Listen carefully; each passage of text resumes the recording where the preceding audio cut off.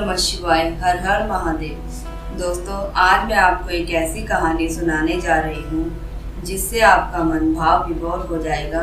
और ये कहानी सतयुग, द्वापर, त्रेता की ही नहीं बल्कि कलयुग की ही है।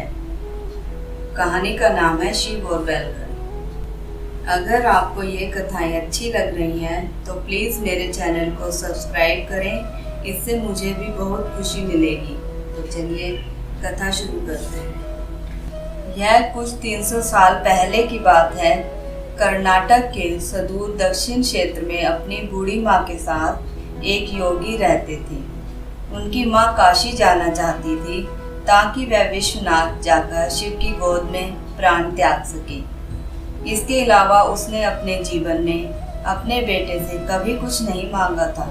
उसने कहा, मुझे काशी ले चलो, मैं बूढ़ी हो रही हूँ, मैं भी वहीं जाकर मरना चाहती हूँ। योगी ने अपनी बूढ़ी माँ के साथ दक्षिण कर्नाटक के जंगलों से होते हुए काशी के लिए एक लंबी यात्रा शुरू की।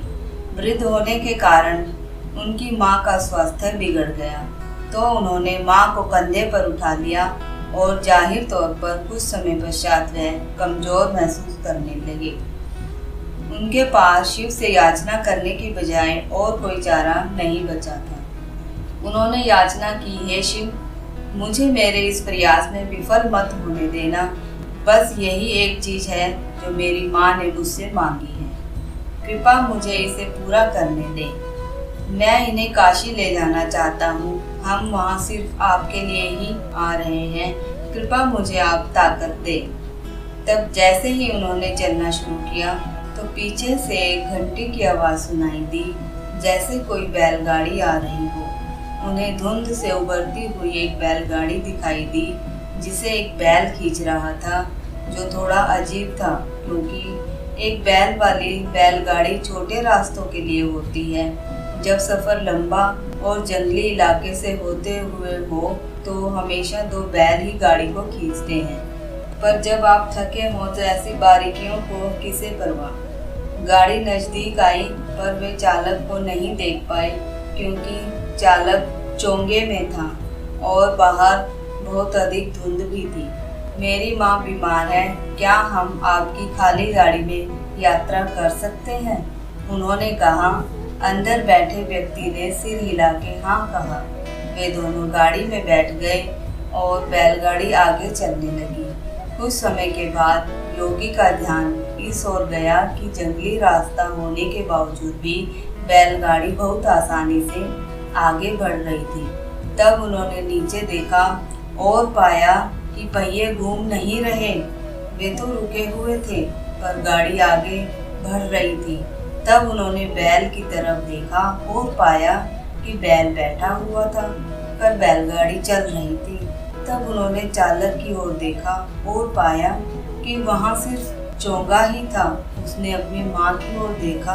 माँ ने कहा, अरे पागल, हम पहुँच गए, अब कहीं और जाने की जरूरत नहीं है, यही वो जगह है, अब मुझे जाने दो। इतना कहकर माँ ने शरीर छोड़ दिया।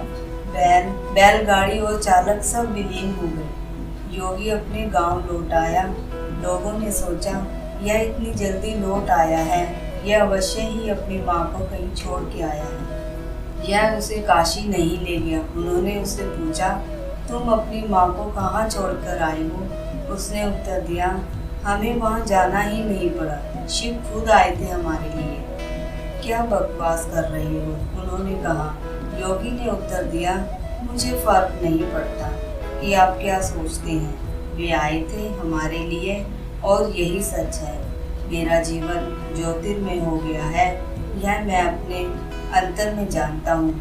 अगर आप नहीं मानते तो यह आप जाने। तब उन्होंने पूछा, ठीक है, हमें कुछ ऐसा दिखाओ कि हम माने कि तुमने सच में शिव को देखा है और वे सच में तुम्हारे लिए ही आए थे। योगी ने कहा, मैं नहीं जानता, मैंने उन्हें नहीं देखा, मुझे सिर्फ एक चोंगा ही दिखाई दिया। वहाँ कोई चेहरा नहीं था, वहाँ कुछ भी नहीं था, वह खाली था। अचानक सबने देखा कि वे खुद वहाँ नहीं थे, सिर्फ उनके कपड़े ही दिखाई पड़ रहे थे। वे दक्षिण भारत के महान संत बने जहाँ भी वे जाते लोग उन्हें बिना चेहरे वाले योगी के रूप में लोग जानते थे। तो दोस्तों, आपको ये कहानी कैसी लगी प्लीज़ कमेंट बॉक्स में ज़रूर लिखना। तो आइए मेरे साथ प्रेम से जयकारा लगाएं। ओम नमः शिवाय, हर हर महादेव, हरे कृष्णा, राधे राधे।